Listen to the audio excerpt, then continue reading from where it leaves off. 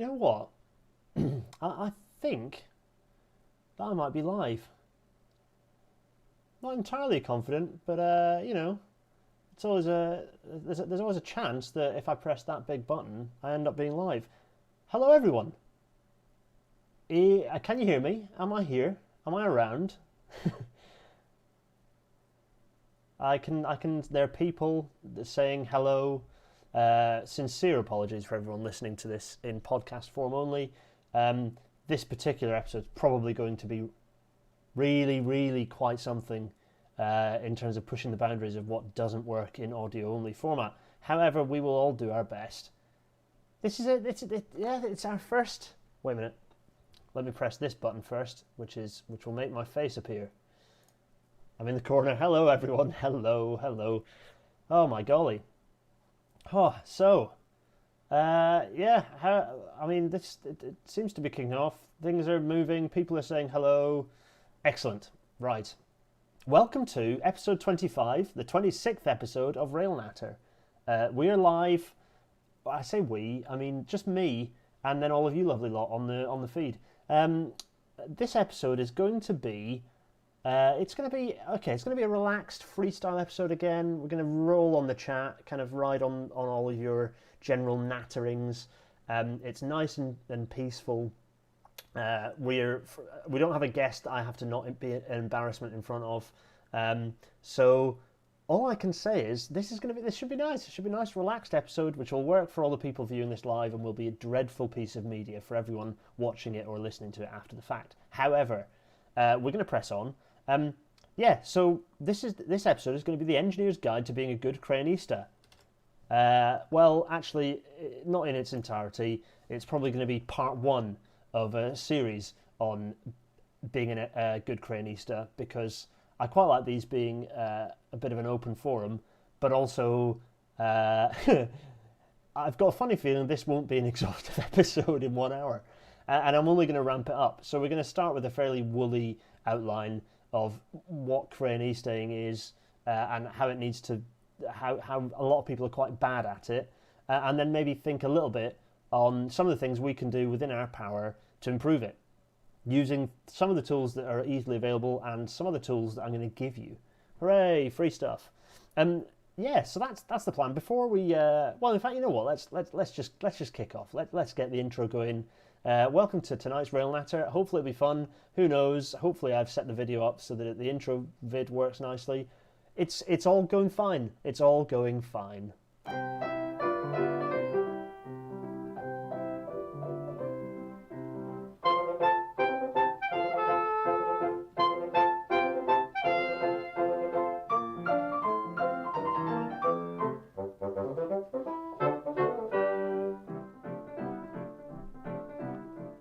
The lovely Intercity 225. Isn't that nice? As it fades out, let's bring in my massive ugly mug. Hello, everyone. Hello, hello. I just did that at the point where I'm going to drink some water, which is really good timing. How are you all this evening? Are you all well? There's lots of there's 50 of you joining. Hello to all of you, and hello to new Patreon supporters. A few of you have joined and are supporting me. Absolutely. I mean, thank you so much. Honestly, it's great. It allows me to justify keep doing these, because so far we've done one every week since these started, and I'd like to keep that going, even if it involves a few pre-records for holidays.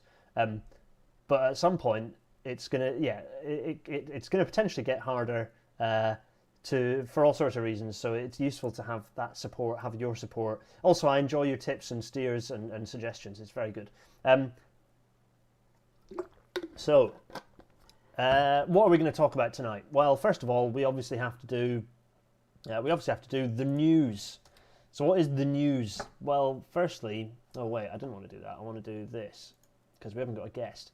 I need to fix my OBS. It broke when I got the new computer, and I've never quite sorted it out.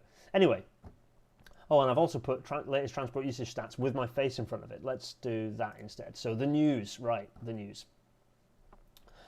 So, post-COVID, a monthly schedule would be cool. That's a fair point, Sarah. I don't know, I quite enjoy doing it. If I can sustain it weekly, I'd like to do it weekly, because I think it keeps a bit of momentum. There's a chance, they don't always have to be an hour long or an hour and a half or 2 hours long. Maybe they'll shorten up a bit once COVID settles a bit, but I don't know, I quite like them being weekly. It feels like a good routine. So I don't know if any of you have been spotting, I've been updating the Permanent Rail Engineering sort of GB Rail trends, graphs showing how transport usage has been varying through lockdown and through post-lockdown and kind of whatever we are in now.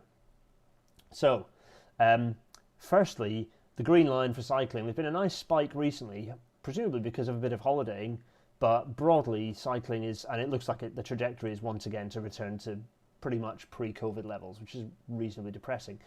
Road vehicles, so that's cars, HGVs, taxis, they appears, so if you look at the kind of the mean kind of through that the trend line you can see on the graph now, it appears that actually it's topping out just below 100%. Read into that what you will. Bus services, it makes sense, frankly. Look at road. Sorry, jump back to private vehicles. It makes sense that it kind of tops out. Yes, we've got kind of not as many people are travelling, so although more are driving in different sort of. It's all a bit of a mess, but it does appear to have kind of topped out just below 100%, which is quite interesting. Then we've got bus services, excluding TfL, because it makes the numbers easier. And it's a pretty steady climb, to be honest. It's more impacted more kind of by weekend versus weekday, steadily climbing. As for national rail services, so I've got this dashed line that's my projected line, which is basically it's essentially a best fit, a straight line best fit for the point at which the point at which policy sort of stabilised a bit, and also that the line was fairly stable. So it's and kind of essentially it gives 100% kind of, so it puts us back to the 2019 baseline by the end of this year. And it's interesting, if nothing else, as a comparison to see what actually is happening. And you can see there's a bit of a dip last week, but actually it's climbing quite sharply again back towards that trend line. So I don't know, we're nearly at 40% in terms of national rail services. Yeah, so bit of a strange one. David Shepard just asked why am I excluding TfL? What are the London buses doing there? It's weird. There are some big gaps in the data for some reason. So you'd end up with artificial jumps and then drops again. So better. I've just picked out one of the data sets, and the data's there for anyone to download on the DFT website. So yes, Michael C asks how this data is gathered. It's picked up using. Actually, there are different methodologies for each of the different data sets. So I'd recommend, again, you can go on to the DFT website. The link if you go to Permanent Rail on Twitter, the thread there has the links to the data set, and you can read through the methodologies on there. But cycling is from local authority count data. Road vehicles are from Highways England count data, and similar for other places. Buses is from those bus companies that have a certain type of ticketing system that's wound into providing open data, I think. And then National Rail Services is from the same system that the DFT have used for a long time, that's not hugely reliable on a short-term basis. So it's not actually something to pay a huge amount of attention to week on week. In honesty, you want to be looking at the monthly numbers. But them's the figures. So it's interesting to compare. Certainly, there's no sign of an obvious let-up in the climb. There are a few people who are painting absolute doom and gloom as if we're going to be seeing years of this, and it's not, and there's some total normal. The new normal is 40% of people travelling by train. This does two things. Number one, it's doolally and completely forgets that we've got a climate crisis coming up, and also seems to be ignoring the data and appears to be a little bit self-serving because you can create a bit of a storm in a teacup. Number two, it completely ignores what's happening in other parts of the world. For example, the rest of Europe, where rail services are, rail service usage, passenger numbers are climbing dramatically thanks to a load of sensible policy decisions. The only reason the numbers aren't climbing more dramatically in the UK is because everything that this government has done in response to the crisis, absolutely everything, has been shambolic, and that includes its reaction in terms of transport policy. Anyway, yes, Detour, you're right. I do need to be careful fitting lines when statisticians are watching. That's why I'm very clear that it's a straight line showing, it's essentially a straight line showing what the trajectory needs to be for us to reach normal by the end of the year. There's no more science to it than that. It broadly fits on a gradient that was happening beforehand, but it's not claiming to be an accurate projection. It's not. It's just to give a rough idea of when, if that rate continues, we could see services return to normal, because no one else had done it yet. But very good point. Continue to at me in the YouTube comments, by the way, because I'll spot your questions very easily. Let's have a look. Yes, Oyster does allow more accurate data on passenger stats, David Shepherd, yes. For example, Thomas Wood points out Belgium announced a free set of rail tickets for all residents. I think they get 12 or 20 free, they get a carnet essentially, and they get 20 free journeys or 12 free journeys. It's a fantastic opportunity to kind of encourage people back onto rail and remind them, oh yeah, this is railways. Oh, they're pretty good, aren't they? That's fine. The issue is we have a treasury that is completely incompetent and rooted in the same attitudes and ideologies that have been there for about 400 years. So until we abolish the treasury, we're not going to see sensible decisions like that being made. And short of that, the DfT have no spines to actually stand up to the treasury. The treasury are pushing back on the idea of any sort of fares reduction, despite the fact that what that means is that fewer people are going to travel by train. There needs to be, we have a ticketing system that has the potential, that should be demand responsive, so that all the fares should drop until capacity is reached, and then they can climb again once capacity is reached. That's clearly not happening. Absolutely doolally. Yes, let's have a look. So, anyway, right, the news. Oh, we're already a quarter of an hour in, and it's escalated already. So, next bit of news. Hyperloop continues to be absolute junk. Yes, so there have been a few puff pieces about Hyperloop coming out recently, coincidentally at the same time that the first proper detailed look at the technology only, so not the system, not the wider kind of operational model, but just looking at the technology.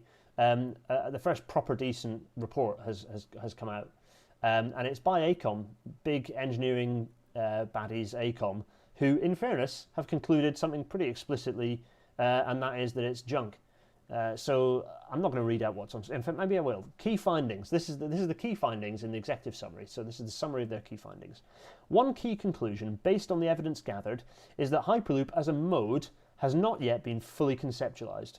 Many of the questions investigated could not be answered because the technology is not sufficiently mature, has insufficient information or design options, or in some cases, an absence of initial ideas. Oof. And this last paragraph is also good. With so many unknown aspects remaining, it is difficult to determine if Hyperloop will become a viable mode of transportation. Based on this assessment, several technical components are in the very early stages of development and likely years away from functional realization. So this is poo-pooing the technology only. They very briefly refer to capacity, but only as a means of assessing technology. They haven't looked at the overall pointlessness of Hyperloop. So even on technological merit, it's a load of crap. So that's nice, isn't it? Right, so let's have a think. Oh, there's some discussion about Sleeper as well. You wait until the tease for next week's episode. Anyway, right, so that's that. Oh, yes, some of you have already referenced this. So I did a video today, or I pushed out a video today from my recent visit to the Rail Museum and how to do that during COVID times. The Rail Museum is open. Go and visit it. It's brilliant. It's still as brilliant as ever. Yes, the warehouse is closed at the moment. They're looking at ways to open that potentially with one-way systems and stuff. But actually, it's quite difficult to do that. You'll end up getting lost, trapped in a one-way system, and just infecting everyone around you. So I think it's sensible that's closed for now until they can think of a really sensible way to deal with it. But there's some exciting things happening. There's some new exhibits potentially coming in the future. But also they've rejudged a few things. Everything in the stations hall's got a proper good polish. It's looking great. The museum's looking fantastic, and it was really busy when I was there, actually. Fair play. Do I know if Shildon is open? Mike Waldridge asks. Yes, Shildon is also open. Shildon was quite a lot easier for them to implement a one-way system, so actually it opened earlier than the Rail Museum did, I believe. So yeah, definitely, the York side, that is. So definitely drop into either Shildon or the York Rail Museum. Both, Locomotion rather, I should be saying. So Locomotion and the Rail Museum, both open, both very much worth a visit. Again, I think it's probably the same system for Locomotion and Shildon, where you book ahead on the website and then you turn up at your allotted time, wear a mask, all that good stuff. Sarah, what's this discussion about Thai food? It's descended. The chat has already descended. Yes. Robert Haynes points out this is about as close professional engineers get to stop bothering us with your nonsense. Yep, agree fully with that, Robert. What's the next thing in the news since it's 15 minutes past? The progress train. Yes, keep voting for progress, essentially. I don't know when the vote closes. I think it's in a week or two. So go on to Avanti West Coast Trains or whatever their website is, /Pride, where you can click there and vote for the name that you think the train should be called. Now, I do not think it should be called, be named after a person. Not there are some noble people out there who've had their name suggested, but I think that this train is bigger than one person. By extension, it's bigger than one group of people as well. And if you named it, for example, after the great Alan Turing, that potentially excludes, he was part of the LGBTQ plus community, but to name a train after a gay man potentially excludes a lot of other people. So I think it needs a name that kind of goes above that, which is why I think Progress is brilliant. Progress also isn't the end of the show, more like it's sort of it's indicating that we've done something, but actually there's more to do. I just think it's a great name. It really is a great name. Full marks to Charlie for coming up with it and press ganging a lot of us into pushing it on the various social media platforms we do or do not have. Anyway, right, so that's the news. I'm going to bring my face back because I can. Hello. I'm a bit pink. Wait a minute, let's just, there we go, let's just bring a bit of that. Oh, that's a bit bleachy. How's that? That's no good. Oh, maybe that. There, that's still a bit red, isn't it? I really need one of those like light rings to sort of make it all a bit, it's a bit bleachy. There we go. Anyway, enough of that. Absolutely great content here for those joining us late. Anyway, any thoughts? Let's have a look at the chat. Lots of chat going on. Josh Ritchie, which cheaper third rail or OLE for electrification? Generally OLE because you don't have to build those substations. This is the definition of Crayonista. I found this on rail forums, so thanks to the rail forums people. I'll be a proper left tuber if I set up 2 differently coloured lights. Oh, that's true. And red, I don't mind everything being red. I'll get a red filter on the light. That'll be quite good. Anyway, so crayons. Is Crayonista a real word? No, not really. This is a definition I found on rail forums. A Crayonista, noun. One who performs... Wait a minute. Let me just start that again. Let me put on my best H2G2 voice. Crayonista, noun. One who performs strategic transport planning with a box of coloured crayons, using them to draw lines on a map without thinking through the implications. So that quite nice and neatly sums up what Crayonista is. And you'll notice in this episode, I didn't say how not to be a Crayonista. I said how we're going to be better Crayonistas. So we're not necessarily going to relinquish this wonderful title, because ultimately what we're going to be doing a bit of tonight is very much scribbling with crayons on a map. I just want us to be able to do it a bit better. So I've got a list. I've got a kind of a list that I made up about 10 minutes ago of things that I think we should do when we're improving our Crayonisting. But also, hopefully, I'll give some hints to some of you who do enjoy drawing lines on a map as to how to do it better. I'll talk through some of the tools that I use, and also some of the things that I will make that in fact are still available. You can download these now off the Permanent Rail Engineering website. We'll go through some of these and how to use them, what the different kind of tool bits mean in it. Anyway, right, let's do that. So that's the definition of Crayonista. The next thing we're going to mash is this is a list of 7 bullet points. The first thing you need to do if you're suggesting a new railway is you need to know what it's for. You need to really think about what it's for.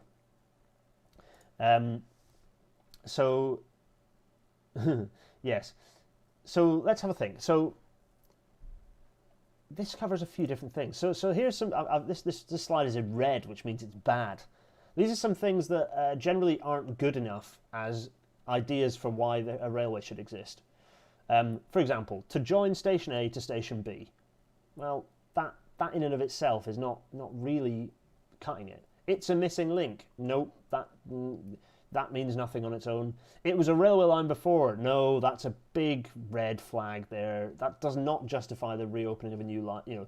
As I've said before in a previous episode, we should be reopening no railway lines. We should be opening new lines that might happen to make use of a former track bed for some or all of their length. Of course, the big baddie at the bottom there, it was beaching what done it. I need to get my QI beaching klaxon, actually, don't I? That is an action on me, so that I can have the beaching klaxon QI style appear. Anyway, those are all bad things. Joshua, lovely to have you on board. There will be an episode on Isle of Wight history, but I'll answer any Isle of Wight questions on that one, I think. So maybe pause the Isle of Wight questions. Thanks. Sarah, you're coughing Bradford Crossrail very loudly. Yes, we'll get there. It looks fine when you do it on a map, apart from all the bulldozing. It does not look good on a map when you look at the OS kind of height, the contour lines. Not good. Anyway, right, that was red. Let's look at some green things. So here are some things that I consider Crayonista make good, short, snappy Crayonista justifications. Number one, there's a dual carriageway but no parallel railway line. Yeah, that is a good enough reason for there to be a railway in my eyes. If you have a dual carriageway, that means that there is in some world there's a justification, there's a justification for not single carriagewaying the dual carriageway. Then there is clearly enough traffic to justify a railway line. If you have a dual carriageway and there is no parallel railway, there should be. In my eyes, as simple as that. This is Crayonista. We're not building a detailed DFT strategic business case. Another reason, population centre X is completely unserved. Yeah, that is actually a really good reason to think about how a railway might serve it, particularly if there's a decent sized number of people there. We'll get to that in a minute. Number 3 on this little short list, forget business cases. Yeah, I don't give a stuff about business cases. Business cases are for deciding what colour you're going to paint the bridge, or which side of the station you're perhaps going to put the station building. It is not for deciding, making strategic decisions about what a railway should look like. So I don't care about business cases at all. We're Crayonistas here. We're not trying to justify to an already broken system what a railway should look like. For me, this is about inspiring people with sensible proposals for railways that maybe then an official campaign can get behind, and then actual positive things involving maybe this kind of jumping through the DFT's hoops. Maybe that can start happening. But at this stage, we're Crayonistas. We don't care about business cases. We care about thinking sensibly and strategically about what railways might be a good idea. Does that make sense? Okay, so that's think about what it's for. Number 2, think about what it's for again. This needs 2. So, so there you are. Think about what it is again. Why have I said that? Well, a variety of reasons, actually. For example, you could use population density as a way of justifying a sensible place to put railways. And in fact, there's a very clever chap. I'm currently doing some work with this on, and I'm sure he won't mind if I tease a very low-res version of the map that we've been working on, which does precisely this. It's trying to put some science behind making a justification for areas that are underserved by rail. So these are areas so this map shows areas that are, I believe it's 10 kilometres away from a railway station, but also have a sufficient population density, up to a certain level, I think, and you can see some darker orange blobs. Those are townships, so sort of settlements that have a population of over, I think, either 5k or 10k. And so you can start to see some fairly large orange blotches, for those of you who got this on full screen. And so you can see, for example, Peterhead and Fraserburgh stand out. I think Ilfracombe is on there as well, and Bideford as well, down at the bottom, the areas I know well. What else? Yeah, you've got this. So Cardigan appears to have a quite a dark orange patch around it. There are some there's some issues on this. So, for example, the Tyne Metro, I think, isn't included in this data set at this point. So this is a work in progress, of course, so don't go shouting about it. But you can see some issues. In fact, Campbellton, quite nicely, the Mile of Kintyre is missing a railway. That's probably one of the exceptions, because it's a really, it's one small town, difficult to serve. But, for example, if you look at the line on the south of Dumfries and Galloway, or rather the lack of one, actually it looks very much like there's a missing link there. And the borders as well, the Scottish borders. And actually, looking at that, you can see that Angus and sort of the areas around Forfar, north of Dundee, that appears to be a missing link in terms of reasonably large population centres not served by a railway line. So there's some interesting little things to pick out there. So you have to do some thinking about more thinking. Think about the reason why that railway is there. It cannot be just because there was one there before. Is it because of freight reasons? Yeah, well, it might well be. So there are some tools out there that you can use to look at some of this stuff. So I've brought up here a chap I'm very happy to call a friend. Mike won't be watching this, but I'll tell him that this is on and he might watch it after the fact. But you can go and find this. Hopefully it won't overload his I'll put the links to this website in the description. Hopefully it won't overload his server. I think it's on Carto, so it should be fine. This is a map basically plotting postcodes and their distance from railway stations. So in isolation, this is just looking at distances. This isn't looking at population density. However, it does provide some really interesting data. For example, you go to Hoyk and Peebles and Kelso here are particularly obviously missing access to a station. If we go up to, there we are. So there's Dundee by the look of it. There we are, there's Dundee. Can everyone see this nice and clearly, by the way? Let me know. So, and then obviously, you've got Fraserburgh, Peterhead here. They're very obvious dark patches. Let's zoom in a little bit more. I know the text is probably a bit small, but there we are. Actually, that's fine. Peterhead, Fraserburgh, very underserved. Let's go down. Where else have we got? So Dunoon there. Well, Dunoon's a tricky one, isn't it? So the thing is, you have to apply a bit of common sense to this. But if you trace around, Withensea and Hornsey are pretty poorly they're fairly large settlements without a rail connection. Pocklington, and in fact a very obvious dense line following the route of the York Hull line, actually, or the York Beverley line, or near to it. So that's worth noting. And the reason you have to think about that is because this might steer where you put your. So this helps inform why not to necessarily use an existing track bed. What else have we got going on here? Let's head down south. So yeah, you can see the North Cornwall coast and kind of the Cornwall coast. So Ilfracombe, Bideford there, Bude, Padstow. Yeah, serious lack of rail connectivity where there really ought to be some. And actually, there are some gaps in some other spots as well that you might not expect. So if we go up to, you see Wisbech there is an obvious gap. The coast of it's Lincolnshire, isn't it? The Lincolnshire coast, there are big gaps. But actually, there are some gaps in and around. So there's some gaps between in the York Leeds Harrogate triangle that are quite fairly populous, but without anyone in them. So there's some interesting stuff. So this is a really good website to go in, have a good look. Anyone wanting to go and see what they think? Any suggestions for locations we should go and have a look at on this little website? It's very good. Anyway, that is that. So, what other data have we got? Well, so we've had some. There's a distinct lack of links in the description for me. Yeah, there isn't. I haven't put them in the description yet. The URL for this is let's just bring the URL up actually.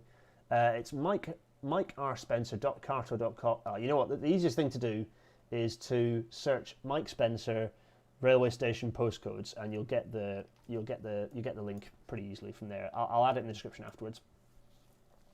So let's have what else. So David Shepherd, you say population centre X is not served, but how about building Crayonista railways from overpopulated areas to potential suburbs? Yeah, that's not necessarily a bad idea. The only issue with that is that then you're second guessing more than one thing. So second guessing a railway as a Crayonista is fine, but second guessing a railway without an existing even a proposal for new housing starts making you look a bit foolish. So there's like a line at which you can. There's only so much that you can second guess, and if you want to start second guessing housing, of course, housing and transport are totally tied together. You can't split them apart. But what I'd recommend then is get someone who's a housing nerd and get them involved and see where they would suggest housing should go, and then you can together sit in long nights sharing a kombucha and proposing railways together. What else? Right, so David Shepherd, how viable are Crayonista railway tunnels to islands like the Isle of Wight? The thing is, those are major single-point capital projects, and you can suggest as many of them as you like. They require a lot of detailed assessment without all the fun of drawing a railway line, because the vast majority of them is a straight bit. So it doesn't feel like Crayonisting. What it feels like is project proposals, which have their merit or not, or otherwise. For example, a lot of people have asked me to do to talk about doing a connecting tunnel between the British mainland and the Irish mainland, the island of Ireland. I'm resisting, much as I might do it eventually. I'm resisting because there are all sorts of engineering reasons why that's a bonkers thing to do. and it's far better to invest. It's far better to concentrate engineering skill on expanding the railways in Northern Ireland than it is to build a huge high-speed tunnel connecting the two. However, there may be merits in such a project. That kind of feels like not Crayonisting, but doing something different. Good question, though. Let's have a look. New Metro line. Indeed. No, Chris McKenna. No harm in a new Metro line, but I think it involves find yourself a housing nerd, and there are loads of them on Twitter, and they're probably very lonely people. So find them and pal up with them, and then do some Crayonisting together. That's my suggestion on that front. So, what else? Oh, there was a question earlier. John Christoph asks, what about situations where there's a line already, but not in the right direction? For example, perimeter lines around cities with lots of existing radial lines. Yeah, that's not an unreasonable reason to kind of come up with a new railway. For example, London orbitals.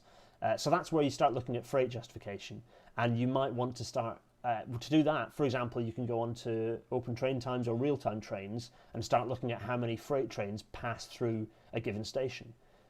Or indeed, that's a justification for new bypass lines. If you look at a passenger railway station, look how many trains pass through without stopping at peak time. And if you have a peak time service with maybe 1 or 2 trains and most things are passing through, chances are that railway station is horrendously underserved, and hopefully HS2 will solve its problem, but it could be the case that it's in an area where you need new additional high-speed segregation. So that's all that. Here's that map. So number 3, this kind of feeds into don't just reuse old alignments. There's more to creating railway lines than just reusing old alignments. And that's not a reason to not use them at all. It might well be that they provide a very useful way to dodge a lot of built-up area. However, you shouldn't just default to recreate that old railway and job done, finished. So, what's my next point? Oh yeah, and so these are all going to lead into the bit where I bring Google Earth up. Don't just bulldoze everything. That's a kind of an obvious one. Oh, and mimic real railway geometry. Okay, we'll come to that. So the first two, don't just reuse old alignments, but also don't just bulldoze everything. Those are fairly obvious, I think. However, let's bring up Google Earth. Here we are. Oh, let's switch that off. Don't worry about that. So there's all sorts of things going on there. My plan actually tonight was to potentially look at. There's a gap here. It's quite a big gap, and it needs a railway line to connect between it. So this is York. This is lovely York. Here I am. There's our lovely city of York with its railway lines pinging in and out. And you've got Pocklington, you've got Market Wheaton, and then you've got Beverley down here. And there is a very decided lack of connection between the two. So if I click this button here, this is the former railway connecting the two, going from York across through Pocklington into Market Wheaton and over to Beverley.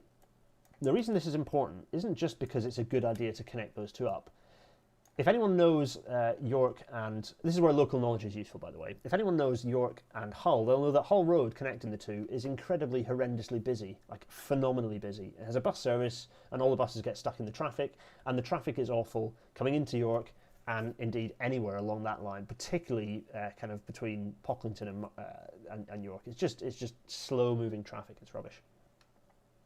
Turn on place names. I could do that, couldn't I? Let's go for this. No, not that one. It's the labels.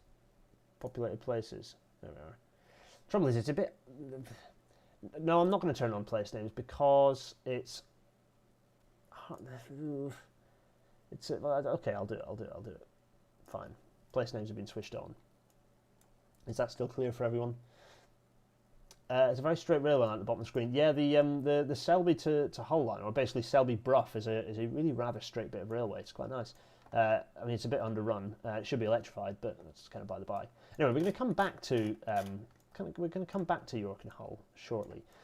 We've got, as you can see here, the black lines are the existing UK railway network. There it is. Very nice, isn't it? Those black lines, lovely.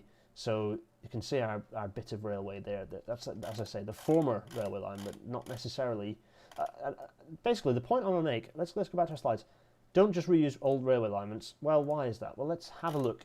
Let's go to York first. So it's coming out of York, and I've done a bit of a. I think I've done a thread. I did a pointless perambulations along this line. So you can walk along this. There's a nice path, and you can see where the railway used to go. But very rapidly you come into a problem.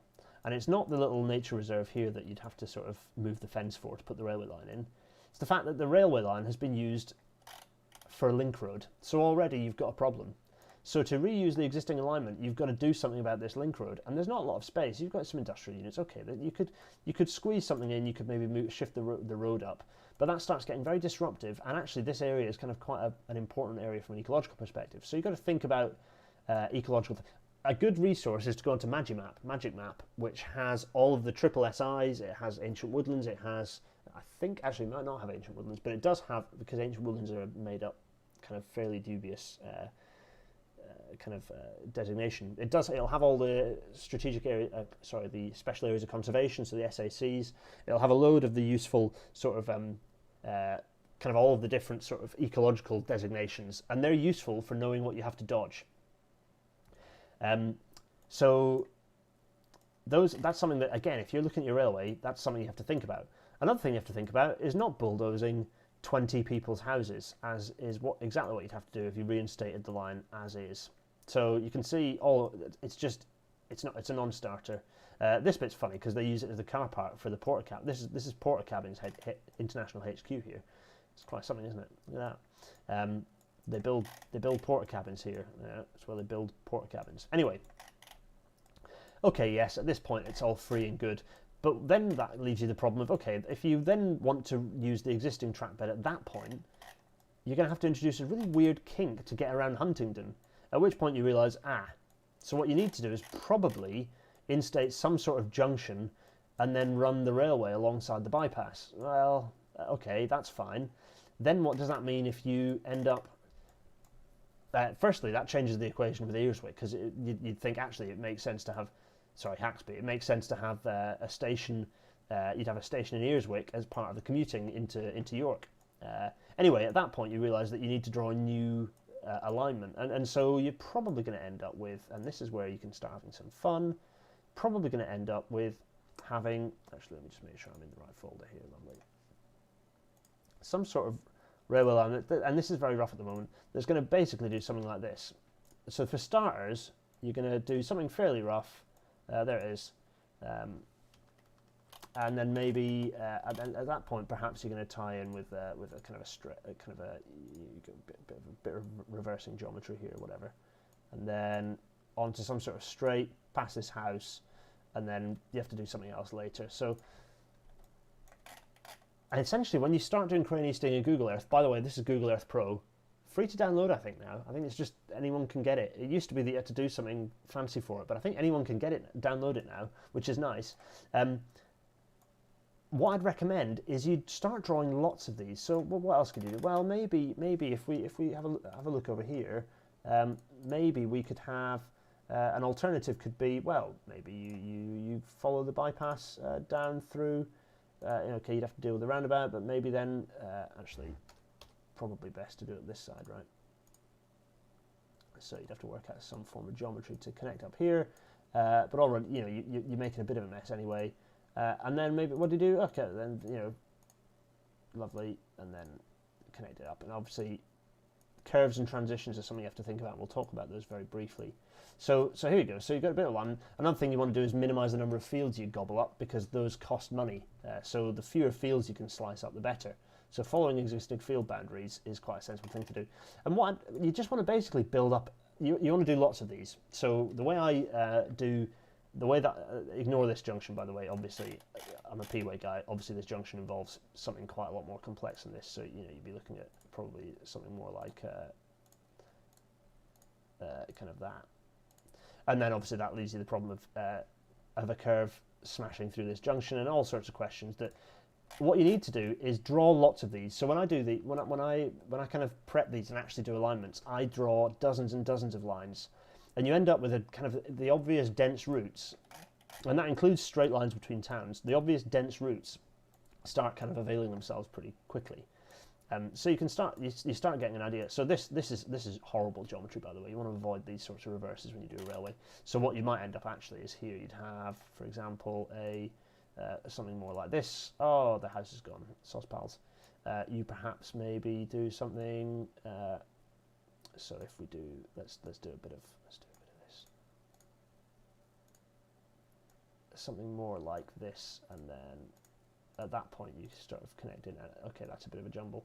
Don't put reverse curves in. So obviously then you need to, whenever I do these, I need to then tidy them up, sort of get a bit of a straight. Yeah, that's a straight, and then work out what my geometry is actually going to do. Now I have the advantage, admittedly, that I have the advantage that I then go into my actual track design tools and start mucking around. You know, I can export these in from into a shapefile, which I then bring into CAD, which makes my life nice and easy. So what I'm going to do now is explain the process that I did, that I followed to create the North Pennine main line, which I did a while back, if you remember, which should be in here. What was it? Let's just find that. Penrith Teesside, that'll be the one. And there's probably a big old pile of scratchy lines. Yes, there are. Good. Actually, not even all the lines that I used. So, yeah, there we go. There's some existing railway lines, some proposed railway lines, and then the snarl between them. Yeah, proposals and bits. So if I get rid of all the bits, you can sort of see what my proposed alignment is. If any of you have seen it, it's on Twitter. It sort of involves going right away from Darlington up to the West Coast Main Line.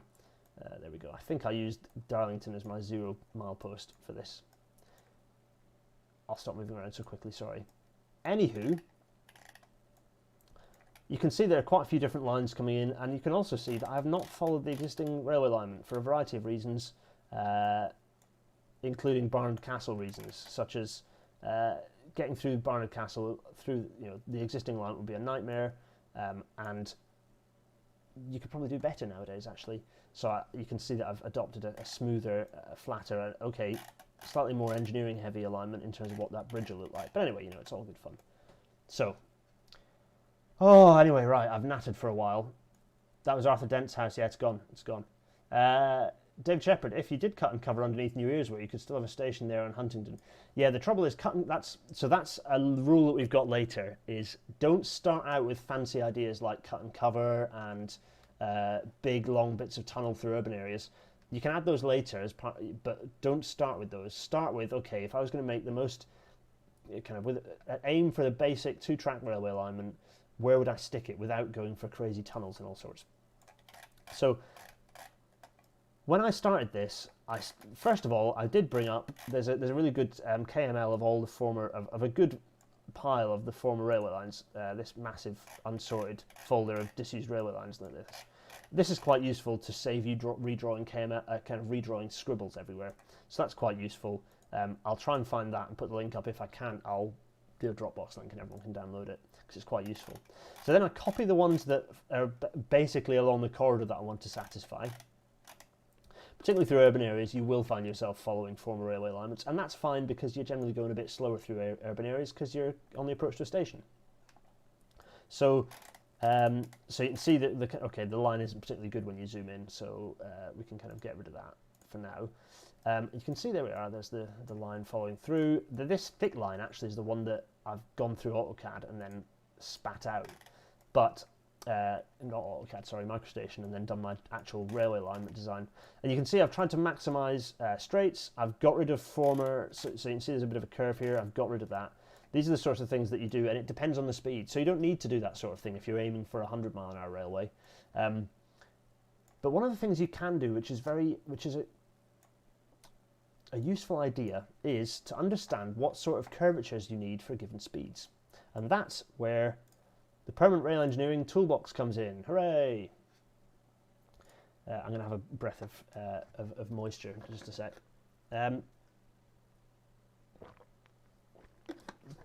Yes, cut and cover means bulldozing all those houses. So if you're going to do a bored tunnel, basically only a massive high-speed rail project can justify that, or a high-density metro one. If you're going for a regional railway or a rural railway, don't bother doing big tunnels, other than ones in rural areas where you're potentially paralleling an existing one. You'll struggle to justify it.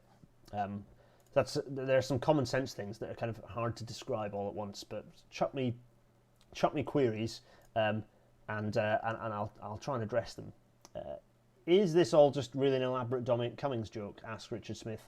Yes, it absolutely is, yes. Can confirm. Sarah Noble is making Gotham curve references. She doesn't see why you'd need a curve radius larger than 50 meters.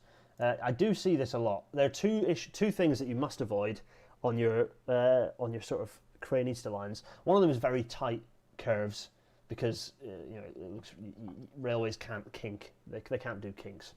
And the way to actually draw a curve, the way to kind of draw a curve is by getting what I'd recommend is with this thing here, measurements, and then get meters up. Where are we? Let's get meters.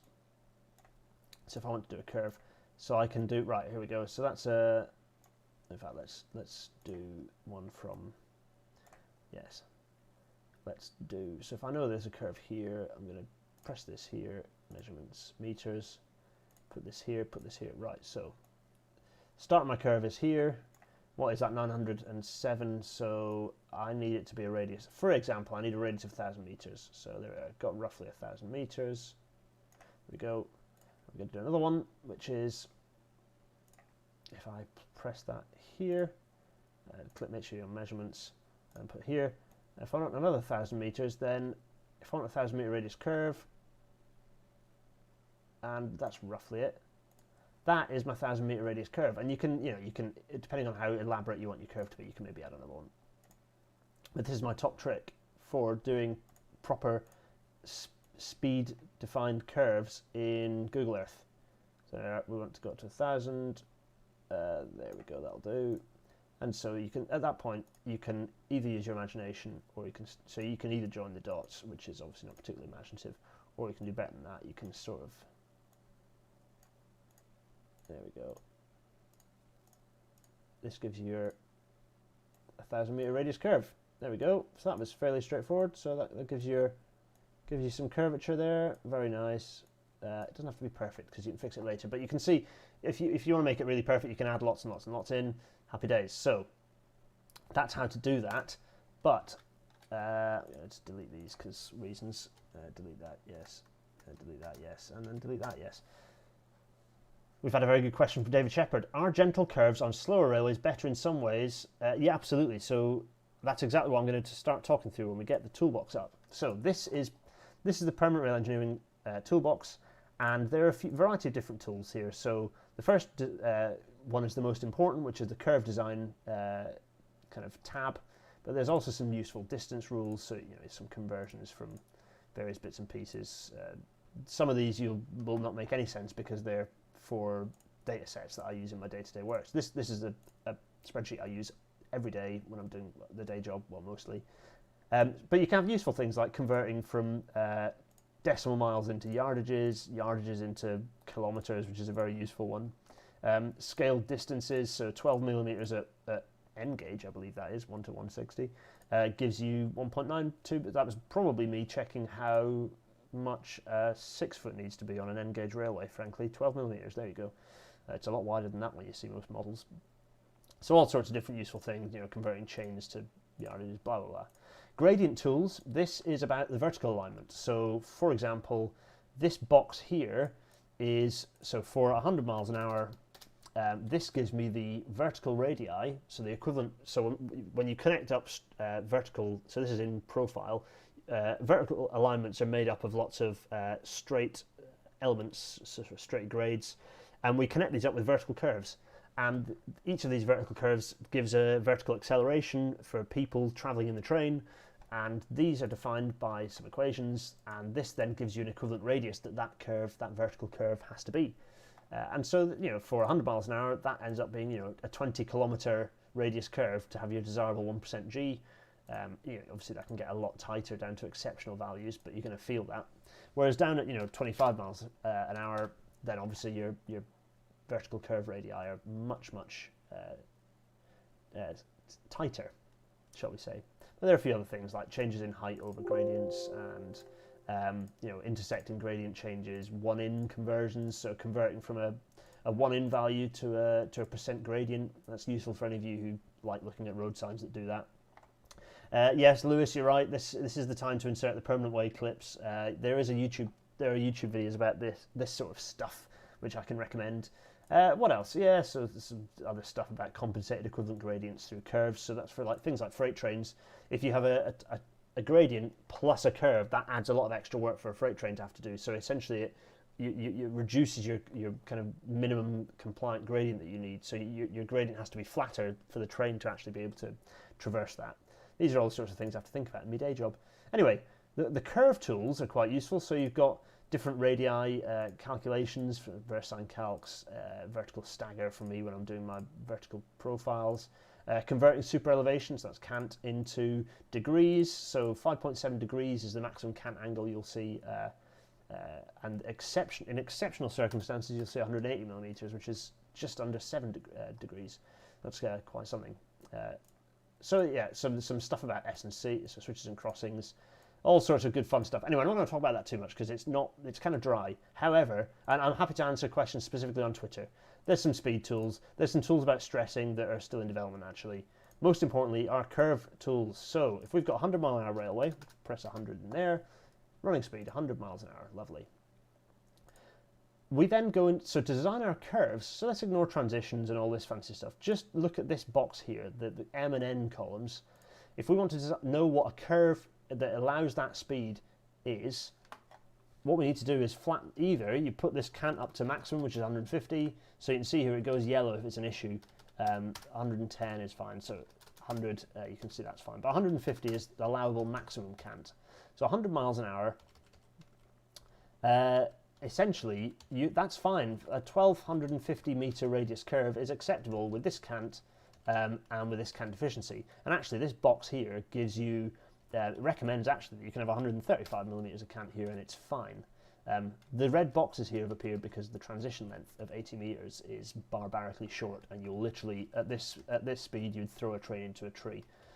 But we won't worry about transitions at this point. There is a Permanent Way episode which you can go on and watch that and understand all about transitions and all about cant as well. But this toolbox is what you can download and muck around with to understand what your radii need to be.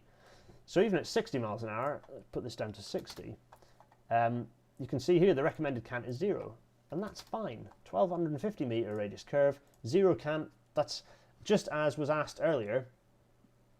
By, I think it might have been David actually, David Shepherd. You can have curves, and ideally you have curves with no cant. This is the optimum situation because you're reducing the amount of wear, you're reducing the whole life cost of the asset. Everyone wins. It's also easy to build and maintain. So this tool you can download, and this allows you, in combination with the trick I just showed you with the straight lines to draw your curves, allows you to start drawing some realistic-ish track geometry, which is good. Which I also believe was the next point on my mimic real railway geometry. So number 5, mimic real railway geometry. That's what the Permanent Rail Engineering Toolbox is for. It's there for you to play with. Go on, what's happening in the chat? Let's see. Are we being trained up as Permanent Way designers on the slide? I'm literally training an army of Permanent Way engineers. This feels like it kind of puts me out of a job and reduces my salary, but actually we have a massive skills shortage. So hopefully maybe 1 or 2 of you might be inspired to come and do this thing for real. Because what I'm describing here is broadly what my job entails, although I don't get to do new railway lines very often. Master Trams asks, what is cant? It's a very good question. Very briefly, it's where we tilt. So if you've got 2 rails here on top of a sleeper, for example, through a curve, we can tilt that over to balance the lateral forces of a train going through a curve at speed. That's all I'm going to say on that. There's a Permanent Way episode it's on my channel that you can go and watch that explains it very clearly. And there's some discussions about jerk going on in the chat. Very nice. Yeah, tilt through a corner. It's basically like when you're on a road, you see it tilt over as well when you go through a curve. Similar thing. Right, let's go through the chat. JRail 1992, are we assuming that whilst being a Crayonista, you only play with standard gauge track, or can you experiment with narrow gauge? Good question. Actually, the Permanent Rail Engineering Toolbox does have an option for you to change the track gauge constant down here, which you'll have to calculate yourself using the rules for different track gauges, broad or narrow. But you can change all these numbers by changing the track gauge constant. So, good question. Oh, nice one. What else have we got going on? Are you going to be doing Crayonista OLE tips at any point? No, that's for Gary to do when Gary starts OLE Natter at some point. Are there any obvious things that would make OLE infrastructure difficult? That is a better question. Proximity to things, bridges, proximity to things like level crossings. There are things you can think about with OLE, yeah. That is complicated junctions, those sorts of things. Proximity to other OLE features on the railway where you're joining in as well. So things like neutral sections that are placed, although they're not a stopper, they're certainly something that make it more complicated and expensive. Lots of excellent explanations of cant going on in the chat. Love that. Good work. Graham Howarth. No, you gave an excellent description of, what was that? Jerk. Oh, crikey. So you're doing some integration of, some integration of, so from the change in, the change in position in relation to time is speed, the change in speed relation to time is acceleration, the change in acceleration relation to time is jerk, and the change in jerk in relation to time is jounce. I don't know what jounce is, but it is something we have to analyze for our transitions. Let's have a look. Metric or imperial. When you're designing anything that is anything, always use metric, because imperial makes zero sense. You'll notice that I have a lot of converters here for converting from imperial into metric and then back into imperial again. The only time I use imperial is when I'm describing where things are to maintainers. For the most part, I will use a design change. Anyway, we're getting distracted. That's design, not Crayonistaing. Let's come back to Google Earth Pro and let's look at our bit of railway. So what else have I done for this bit of railway? So I put in my alignment. I had some nice straights. You want to maximise straights? Oh yeah, I was in the process of saying two things that are bad, wasn't I? Number one, tight curves. Number two, really flat curves. They're also bad. I often see Crayonistas doing things like this, where you have a line and it goes like this, and it's like a huge big curve with like 20-30 kilometer radius, and it's just not realistic, This you can see here is actually a series of straights and then flat curves, straight and then flat curve. So if you've got, and this one is a tighter curve but a really long one, long kind of very, very flat curves are just not realistic. They're not installable. In fact, when you're doing your curve design, what you want to do, this is getting a bit techie now, but I'll give you this is the last nerdy point on it, which is you need to think about versines, because that's how track gets maintained and indeed installed. So when you have a very small versine of like 0.5 millimeters, you've got a radius of about 100,000 meters. That's already getting very, very, very small. And actually, the smallest radius that you want to see out on the railway, certainly for a ballasted track, is more like about 25,000 meter radius. Anything, and honestly, I wouldn't want you to be proposing anything more smaller really than 10,000, which is 5 millimeter radius. So 10,000 meter radius curve is pretty flat, and high speed lines obviously implement kind of flatter curves than that. But for a regular Crayonista railway, the chances are the flattest radius you want to be using is 10,000 meters.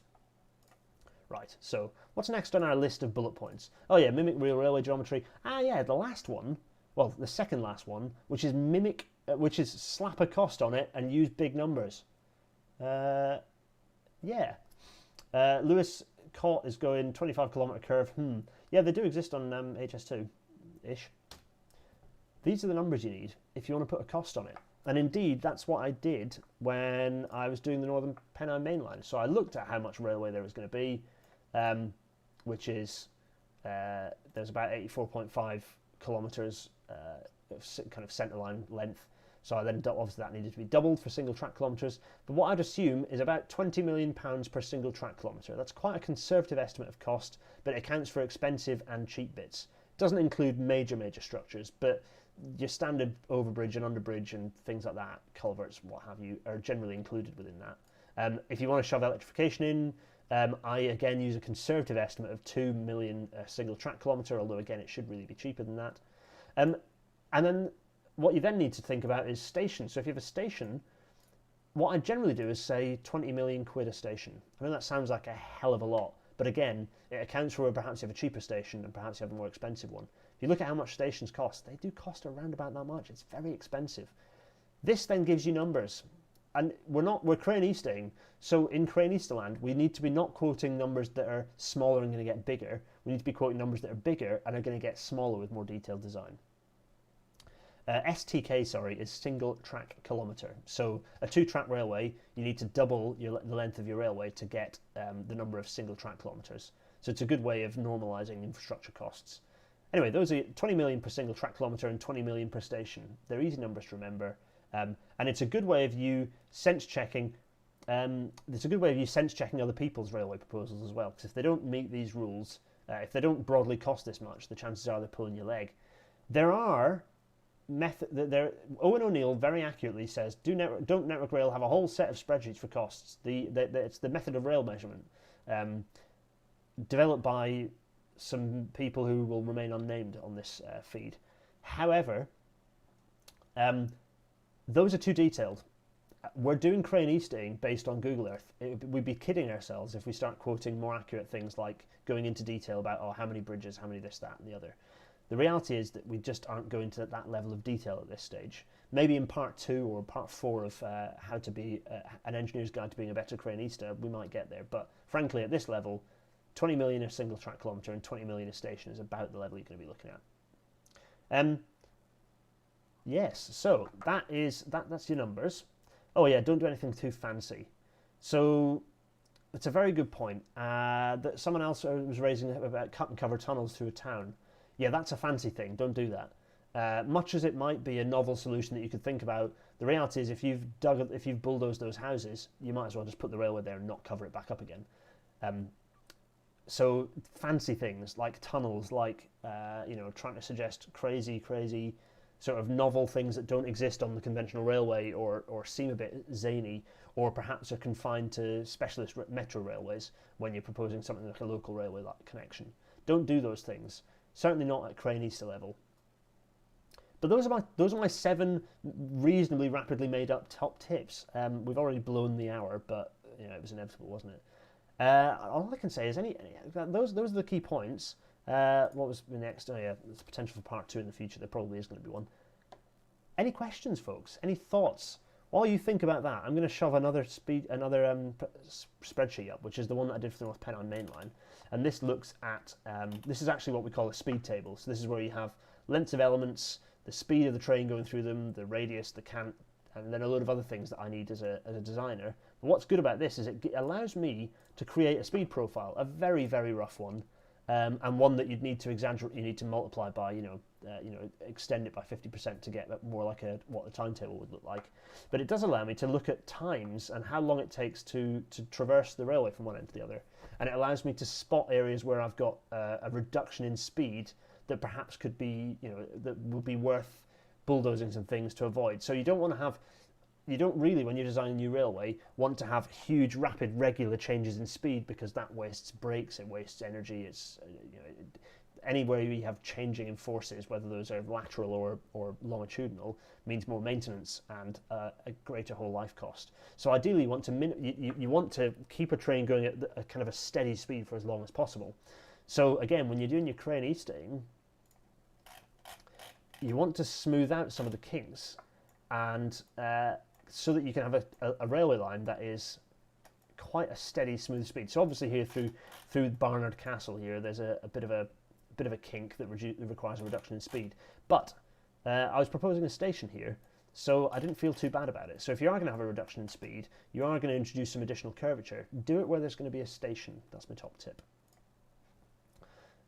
Right, so here we go. Very, very welcome to those who enjoyed it. This was absolute chaos. Do we need a Crayonista Discord server? Discord servers are a thing that I don't know anything about. Maybe there should be a Crayonista Rail Natter Discord server. If anyone knows what a Discord server is and how to do one, message me in the chat, or indeed, I have a Facebook page. If you want to do it on Facebook, that's fine, and pin it to that page, or have a chat under my Facebook page thing and start a long thread. That's also fine.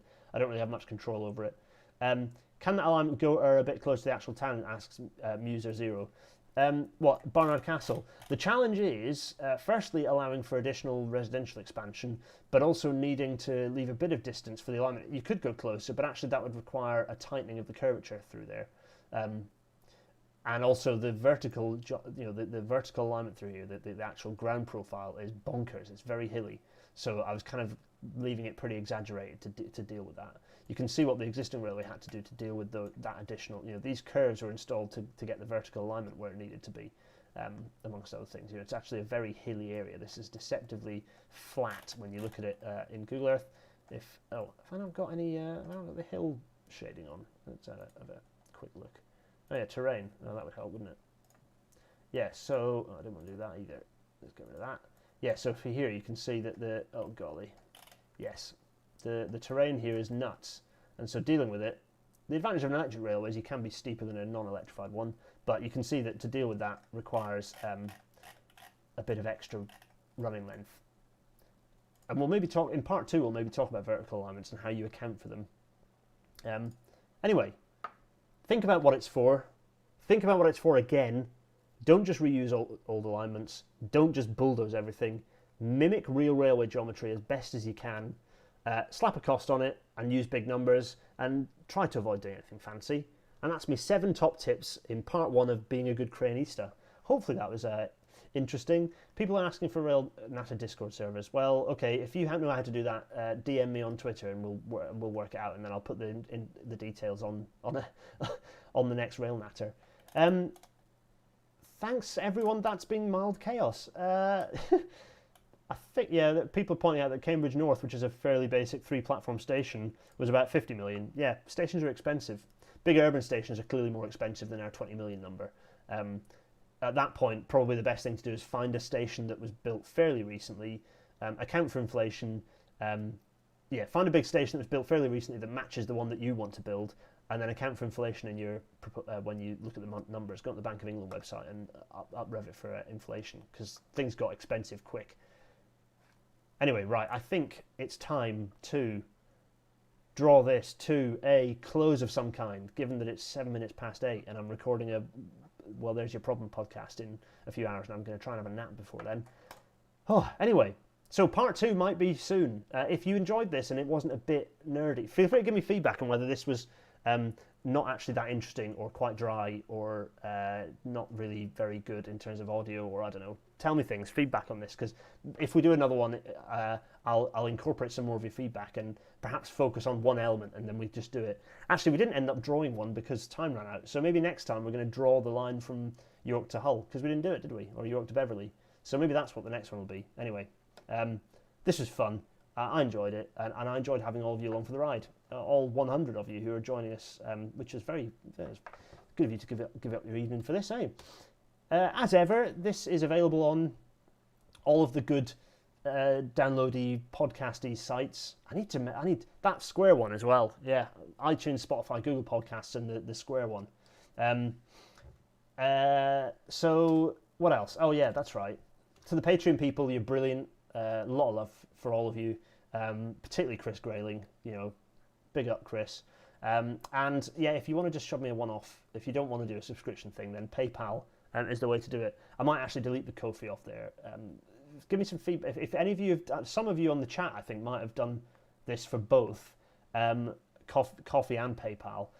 Tell me which you prefer. I think PayPal might be a cleaner, easier system actually than Ko-fi. Anyway, that's not that exciting, particularly for people on the podcast who are sitting on the tube, trying to get on with their life.